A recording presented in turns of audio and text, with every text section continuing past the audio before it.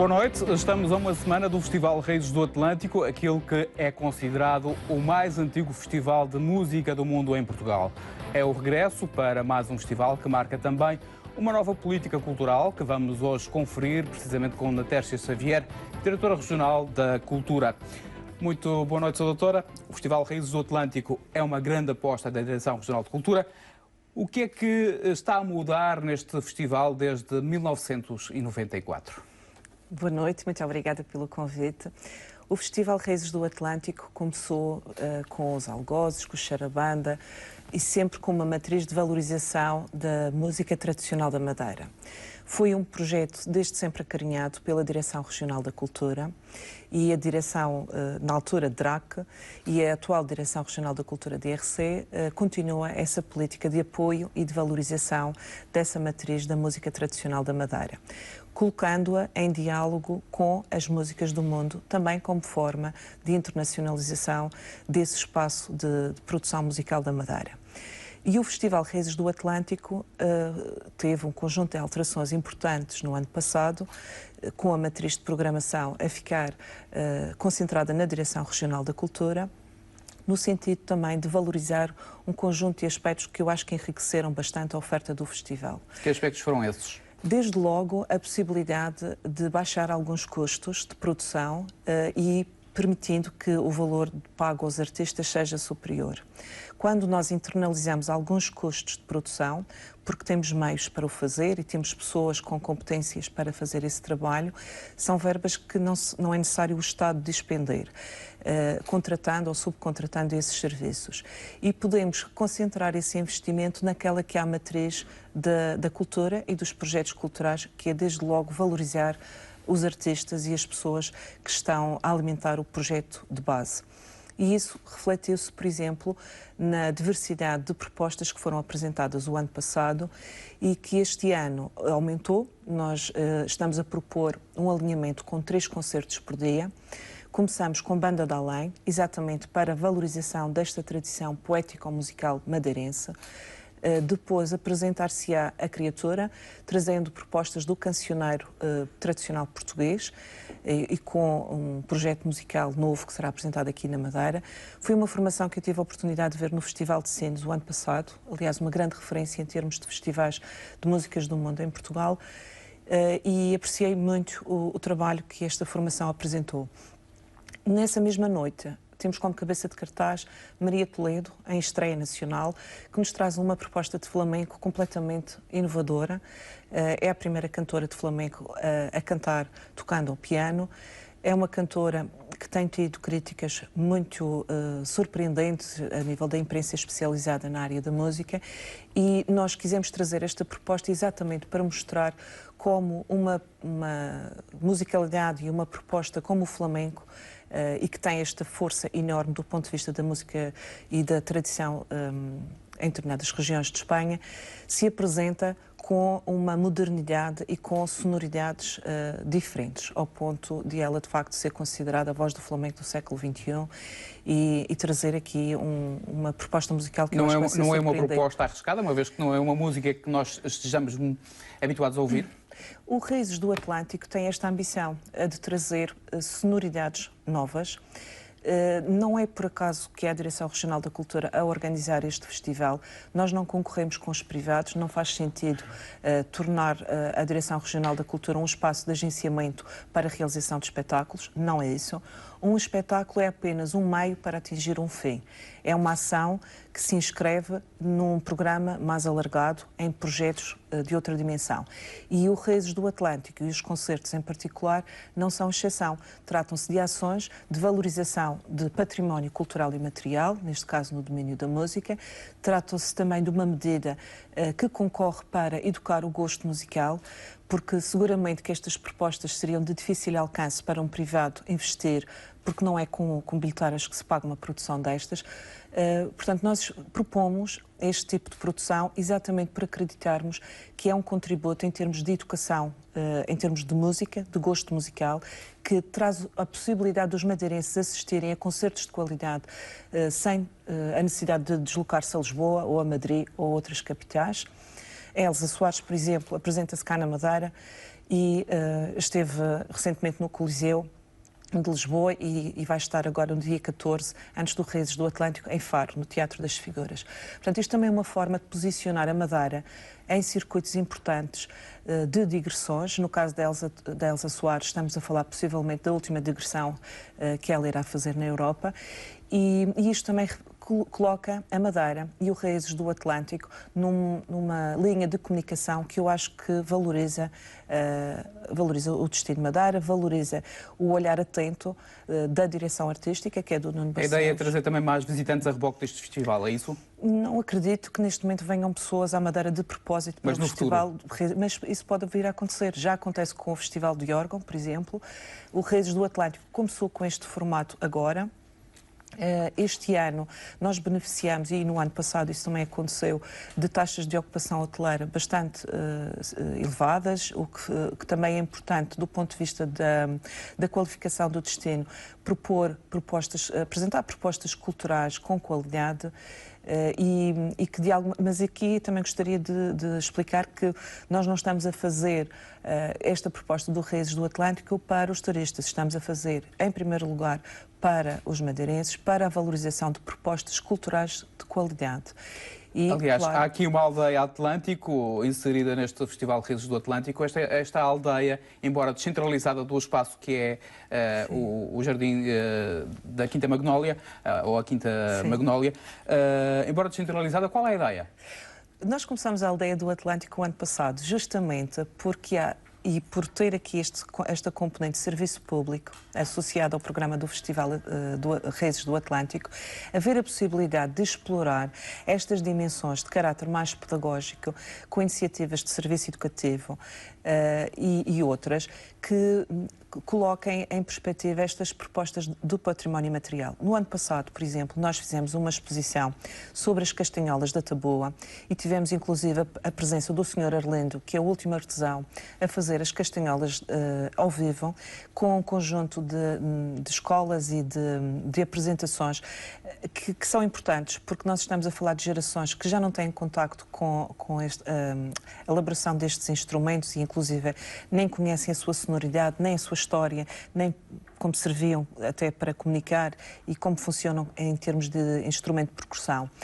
E fizemos também o lançamento de um CD, As Cores do Meu Rajão, do Vítor Sardinha. Isto para explicar como começou a Aldeia do Atlântico. E a Aldeia do Atlântico é exatamente isto, um espaço de aldeia, de pequena comunidade. A ideia de chamar aldeia é corresponder a uma construção geográfica mais limitada. E fazer com que esta aldeia comece a habitar outros espaços no Funchal. E este ano lançamos o desafio ao Conservatório e à Associação Charabanda, que são nossos parceiros no festival, justamente para fazer acontecer cultura em espaços onde a cultura acontece todos os dias. E fazer cultura, neste caso, do Raízes e do património material. No caso do Conservatório, nós vamos fazer uma apresentação de um CD que eu desde logo convido a todos a acompanhar, porque penso que vai ser uma iniciativa bastante pedagógica. Contamos com a presença da professora doutora Salva Castelo Branco, que é professora da Universidade Nova de Lisboa e presidente do Instituto da Etnomusicologia em Portugal.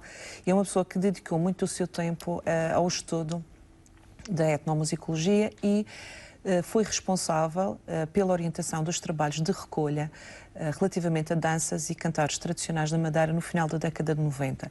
E todo esse trabalho, que na altura teve como parceiro na Madeira a Associação Cultural Charabanda, foi compilado sob a forma de um CD, está sobre o label, portanto a marca da Unesco, e está a ser comercializado através do Volkswagen Smithsonian.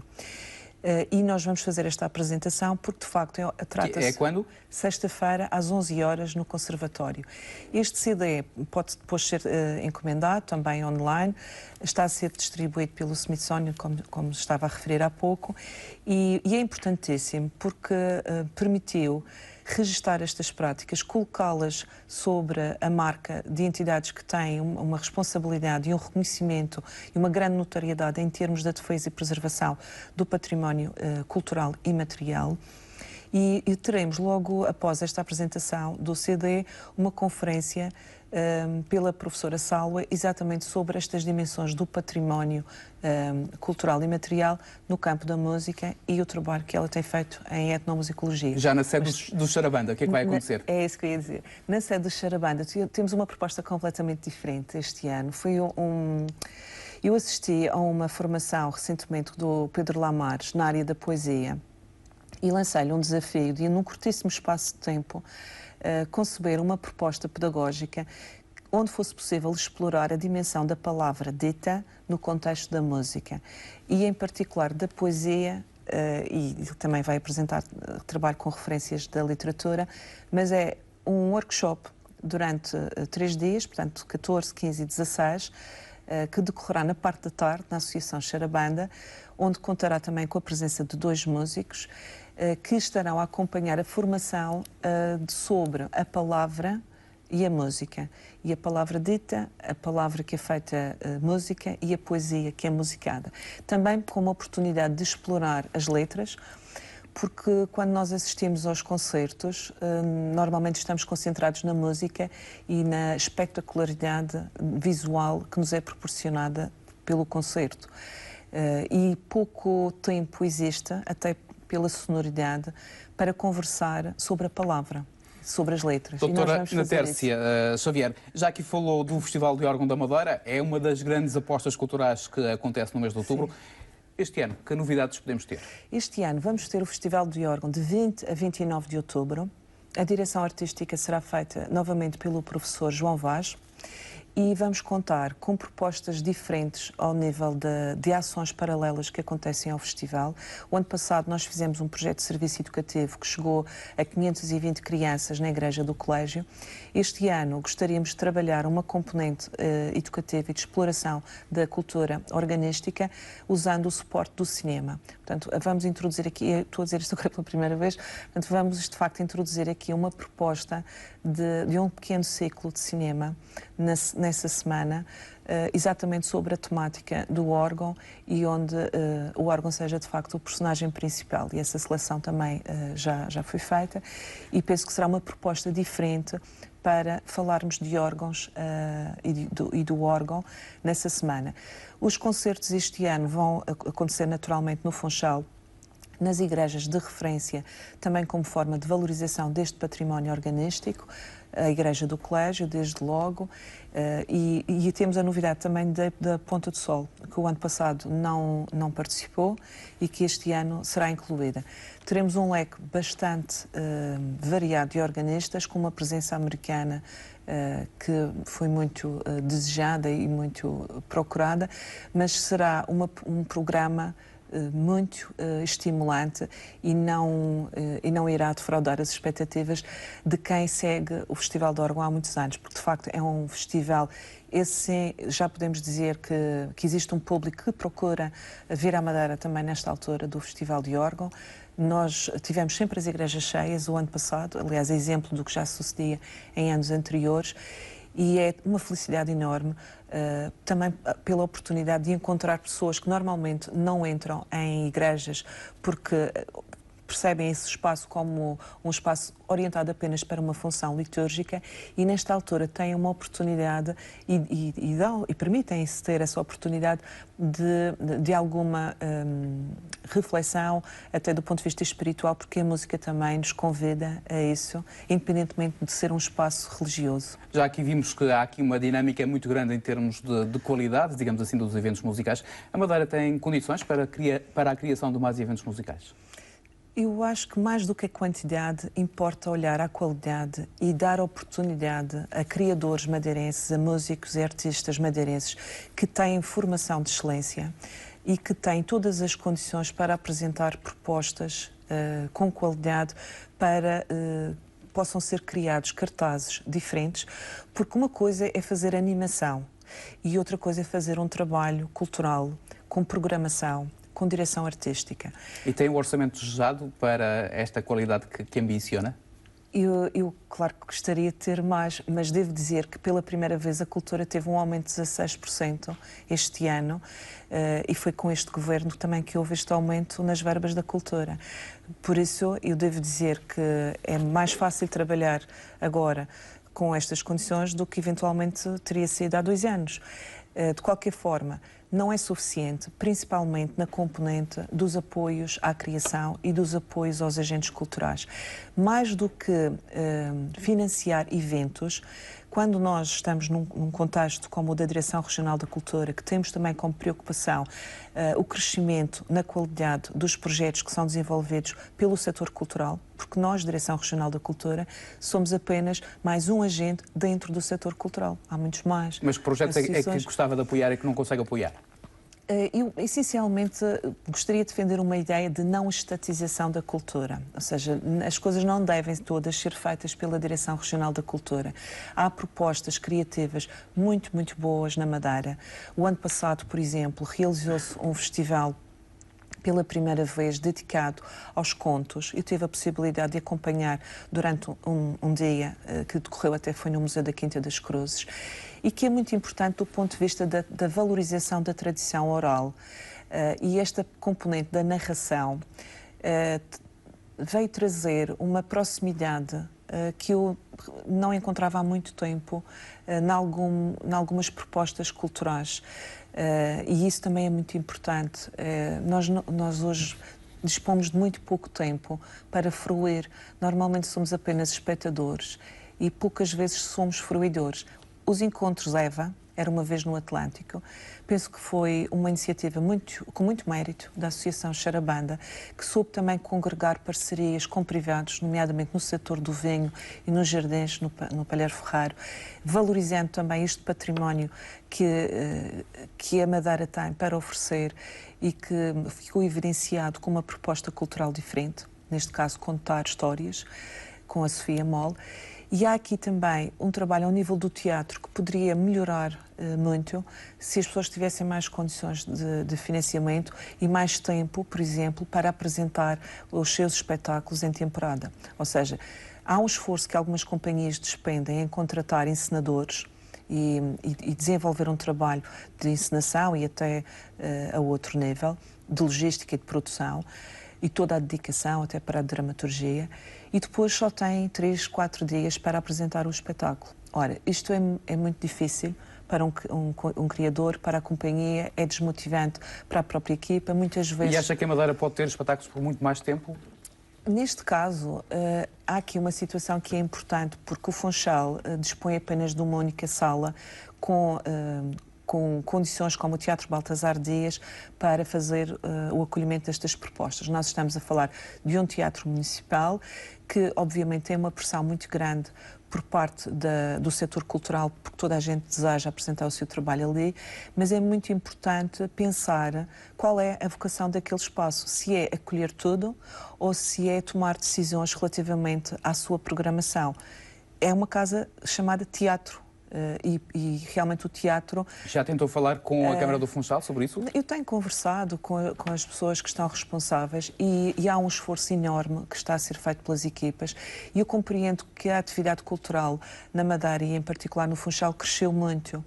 E ainda bem que assim foi, porque é o resultado também da formação artística que foi feita ao longo de 30 anos pelo Governo Regional. Mas é importante nós olharmos sempre à possibilidade de melhorar e qualificar cada vez mais o trabalho que fazemos. E, de facto, a quantidade nem sempre é sinónimo de qualidade. E eu percebo, porque foram companhias que me referenciaram esse problema, que realmente é desmotivante fazer um trabalho e só o poder apresentar durante 3 dias e depois ele já não vai ser remontado. É preciso ver que muitos atores são voluntários, portanto não estão sempre disponíveis. Portanto, era uma situação que seria importante também pensar. Senhora Diretora Regional, há um projeto que se chama-se Capela ao Luar, ou Capelas ao Luar, e foi uma iniciativa que mobilizou centenas de pessoas. Como é que foi esta experiência, associar a música, digamos assim, ao conhecimento do património, neste caso o património cultural, ou o património edificado, as capelas? Nós começamos as Capelas ao Luar o ano passado é um projeto da Direção de Serviços de Museus e Património Cultural, exatamente pela preocupação de valorização do património cultural em 2 campos. Desde logo o património edificado e a preocupação em realizar estas iniciativas em imóveis que estão classificados na maioria, portanto, de interesse público e que dispõem de um acervo ou de património artístico móvel que é assinalável sobre um ou outro aspecto que importa valorizar e informar. Nós começamos a fazer o projeto Capelas do Luar no ano passado, também com a preocupação de desenvolver uma política de conservação e restauro nestes bens móveis e imóveis, no caso dos edifícios, que fosse também apropriada, compreendida, valorizada e defendida pelas pessoas, porque é exatamente para a população que nós trabalhamos. E essa é uma aposta ganha? É. E como é que aconteceu? Primeiro, tivemos desde logo a consciência que a nossa preocupação não seria apresentar um projeto com uma inauguração perfeita, ou seja, com a capela no seu máximo esplendor. E assumindo as fragilidades do património, e são muitas, e exatamente sensibilizar a população que adere à iniciativa e na forma também como nós comunicamos, para ciclos diferentes de intervenção. Foram escolhidas capelas onde estavam a começar projetos de conservação e restauro, outras que estavam a meio e outras que estavam no fim de um ciclo de intervenção, como foi o caso da Capela dos Reis Magos, na Calheta, e a Capela do Corpo Santo, no Funchal. Noutros casos, nós ainda não conseguimos começar, mas estão sinalizados e constam das nossas preocupações. Foi um sucesso. Depois associamos, as Capelas ao Luar têm a parte da visita, tem uma parte que é feita com música, como referiu e bem, e que são músicas que correspondem ao período de edificação da capela, justamente para fazer compreender esta dimensão mais imaterial do património através da música. E cada uma destas capelas tem um guia patrimonial que é editado e que é feito por técnicos da Direção Regional da Cultura. Ou seja, o projeto Capelas ao Luar, e isto é um perfeito exemplo daquilo que eu falava dos eventos, tem a dimensão evento, no fundo, as atividades que decorrem entre o 18 de abril, que é o Dia dos Monumentos e Sítios, até o dia 20 de maio, da Noite dos Museus. Esta é a dimensão evento, que é a mais visível. Mas depois, isto é apenas uma ação de um programa maior, que tem uma publicação associada a cada capela, os guias patrimoniais, tem as ações de conservação e restauro de peças e tem todo este trabalho de educação para a cidadania, de formação e de valorização do nosso património, porque nós não podemos respeitar, compreender, valorizar aquilo que não conhecemos. A Madeira tem muitas capelas, algumas delas são privadas. Foi feito um levantamento do património cultural pelos historiadores da antiga Direção Regional dos Assuntos Culturais, DRAC, agora Direção Regional da Cultura. Quais são as vossas grandes prioridades em termos de recuperação deste património? Estas capelas que eu acabei de referir são capelas que têm características muito especiais, muito particulares do ponto de vista do seu património artístico, nomeadamente. Por exemplo, a Capela da Nazaré, que foi a primeira capela no projeto o ano passado, é uma capela privada e foi incluída neste circuito exatamente pela riqueza do seu património azulejar. É uma capela que apresenta problemas estruturais, nomeadamente soalhos e coberturas, e insere-se neste ciclo de intervenções. Claro que não conseguimos fazer tudo ao mesmo tempo. Se eu pudesse, e se tivesse um grande orçamento e uma grande equipa de contratação pública e tudo fosse mais fácil em termos da própria gestão do Estado, com certeza que ainda faríamos mais do que aquilo que estamos a fazer. Essa era uma vontade também. Mas as capelas privadas, por exemplo, este ano tivemos na Nossa Senhora da Vitória, em Santa Luzia, não, perdão, da Consolação. Também tivemos na Vitória, mas foi Câmara de Lobos, é da paróquia. É uma capela privada, portanto, aqui não apresenta esta em particular nenhuma particularidade que justifique a intervenção, mas nós estamos atentos. Há mais do que estas que nós estamos aqui a referenciar, há outras urgências do ponto de vista da intervenção patrimonial. Nós sinalizamos várias. Os antigos dirigentes e a estrutura da DRAC também já o tinha feito. Aliás, um dos projetos prioritários foi exatamente a intervenção em Machico, na Igreja Matriz de Machico. Nas duas capelas laterais? Nas capelas laterais. Essa situação estava sinalizada pela então DRAC desde 2003 e foi sucessivamente adiada. Em 2015, nós recebemos a informação do estado em que se encontravam e foi diligenciada a inscrição em orçamento e foi preparada uma candidatura aos fundos comunitários que foi submetida em julho de 2016. Essa candidatura foi aprovada recentemente, o ano passado. Independentemente disso, o Governo prosseguiu a sua intenção, lançando o concurso público e diligenciando tudo o que era necessário para que a obra se pudesse realizar, tendo acontecido isso exatamente no final do ano passado, com a obra a arrancar em pleno agora em janeiro, prevendo-se a sua conclusão para muito breve. Este tipo de trabalho é um trabalho altamente especializado, não só na componente da empreitada, propriamente dita, mas também no próprio estudo e na necessidade, muitas vezes, que nós sentimos de procurar outros recursos técnicos, outras instituições, até nós fora da Madeira. Técnicos, pois, era isso que eu ia perguntar, temos técnicos suficientes para analisar este tipo de património? Eu gostaria de ter mais técnicos na Direção Regional da Cultura, principalmente na área do património cultural, porque nós, neste momento, temos desafios na cultura que não se colocavam na década de 80 ou mesmo na década de 90. E há uma responsabilidade maior. Que desafios são esses? Por exemplo, os projetos de requalificação urbana obrigam à emissão de parecer, e são pareceres técnicos que obrigam à investigação, que obrigam a rigor, que têm prazos legais, portanto são 20 dias para a emissão do parecer, e que nós fazemos um esforço enorme para cumprir. Eu tenho funcionários absolutamente excepcionais, devo dizer que sou uma pessoa feliz como Diretora Regional da Cultura e agradeço à equipa com quem tenho tido a honra de trabalhar, porque são pessoas muito responsáveis, são pessoas muito diligentes e trabalhadoras e são pessoas que têm muito conhecimento. Mas a verdade é que a cultura precisa de mais recursos, as exigências são maiores. Obviamente que hoje, existindo um conjunto de incentivos ao nível da reabilitação urbana, há naturalmente mais pressão para, por exemplo, os licenciamentos. E acontecendo este tipo de intervenção em perímetros de zona histórica, núcleos históricos ou em áreas com património classificado, a Direção Regional da Cultura é naturalmente convocada porque é parceiro obrigatório. Aproveito esse tema da conversa por falar em edificações. A Câmara do Funchal decidiu no dia 5 de janeiro classificar como património de interesse municipal 3 pontos sobre as ribeiras da cidade. São elas, entre elas está a Ponte Nova, alvo de trabalhos do Governo Regional, que foram agora embargados pela autarquia. A Direção Regional de Cultura foi chamada a dar parecer sobre esta estrutura? Sim, a Direção Regional da Cultura deu o seu parecer, inclusive essa deliberação que a Câmara Municipal do Funchal teve foi uma deliberação por unanimidade de todos os partidos e foi exatamente no sentido daquilo que nós já tínhamos dito em agosto, nós, Direção Regional da Cultura, em agosto do ano passado, quando fomos consultados sobre uma série de diligências e sobre questões de natureza de classificação. A nossa recomendação foi no sentido exatamente de ser feito o trabalho que o município entendia que devia acontecer, que era a classificação. Porque a classificação pode acontecer a nível municipal, como pode ser a um nível superior, por exemplo, no caso de interesse público. E nada impede que um município faça isso.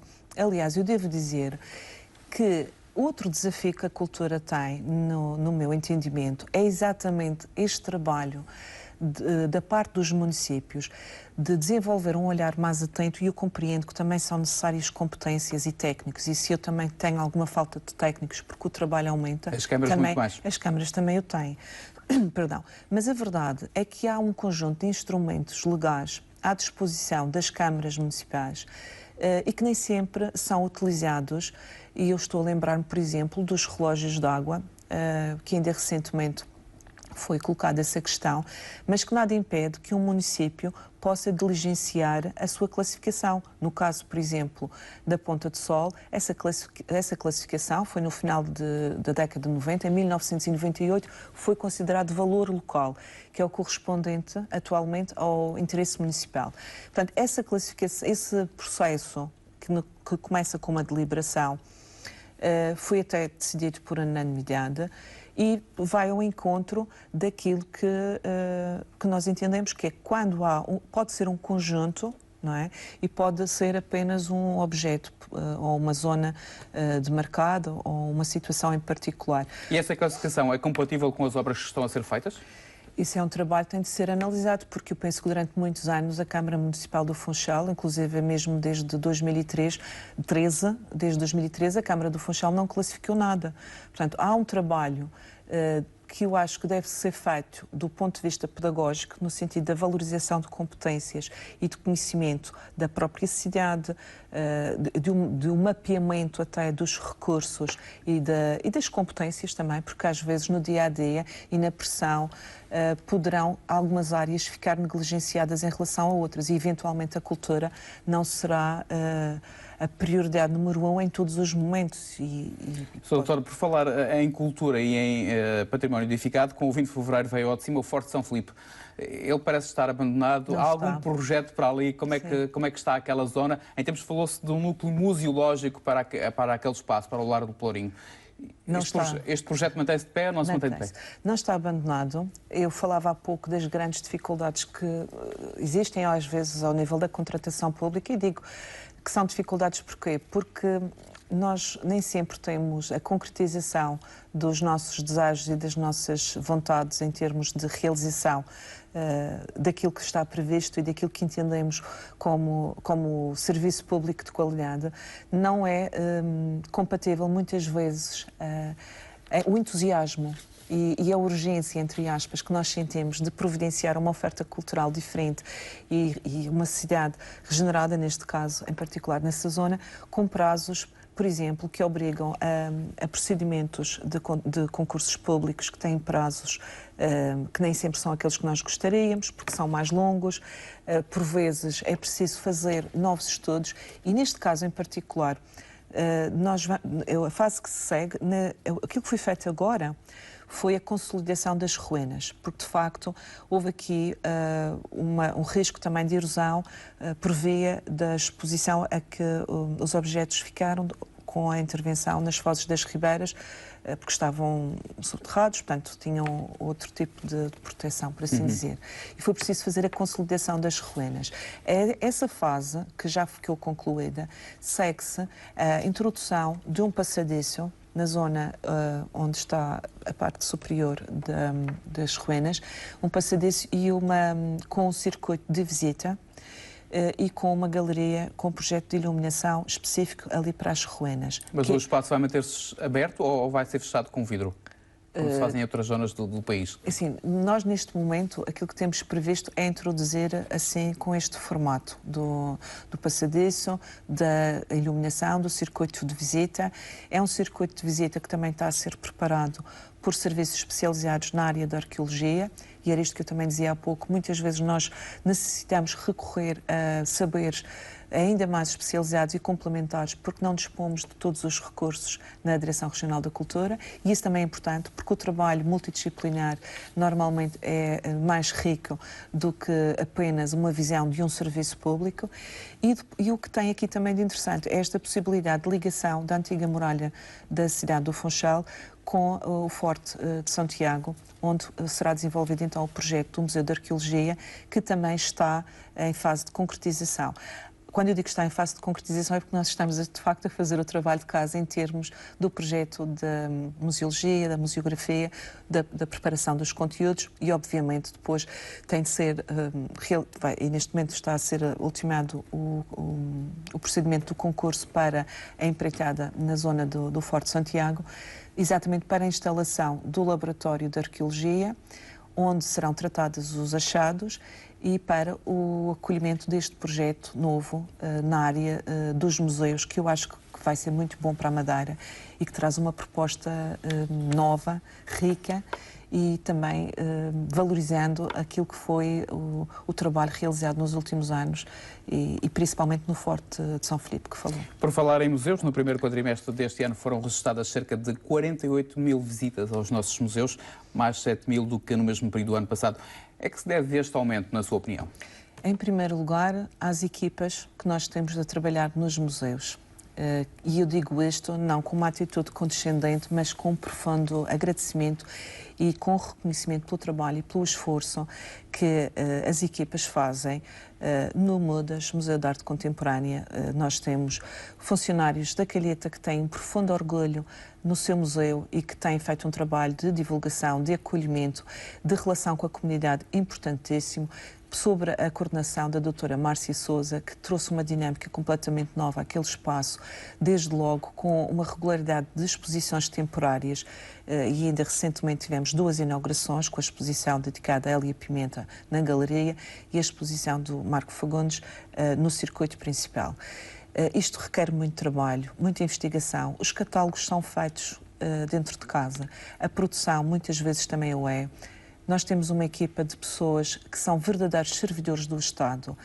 Este trabalho de sucesso nos museus deve-se a uma equipa que é liderada pelo Dr. Francisco Claude, que tem sabido também conciliar estas dinâmicas e as necessidades do trabalho na área do património cultural com as exigências também na área da direção dos museus, porque antigamente eram 2 direções de serviço e agora é apenas uma.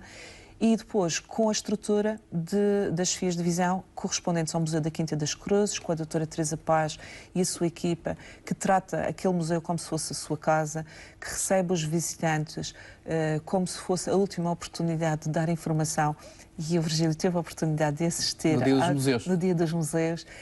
Portanto, nota-se que as pessoas, de facto, têm imenso orgulho no seu trabalho e fazem de forma muito diligente. O mesmo na Casa Museu Frederico de Freitas, com a doutora Ana Margarida, que também sabe motivar a sua equipa para uma experiência completamente diferente, porque trata-se de uma casa-museu e que esteve em obras o ano passado, e devo dizer que esta equipa foi absolutamente incansável, excepcional e conseguiu relativizar todos os transtornos causados pelas obras, proporcionando sempre boas experiências de acolhimento aos visitantes. O mesmo no Museu Etnográfico, que tem uma liderança da doutora Lídia Góes Ferreira, que tem sempre propostas muito diferentes. Ainda recentemente, no Dia dos Museus, tivemos o lançamento de um livro sobre as casas rurais, propostas muito diferentes de exposições, de valorização daquilo que são as expressões do património imaterial da Madeira e que, com muitas dificuldades, estas pessoas, e aqui também gostaria de referir a equipa que está no Porto Santo, na Casa Colombo e no núcleo do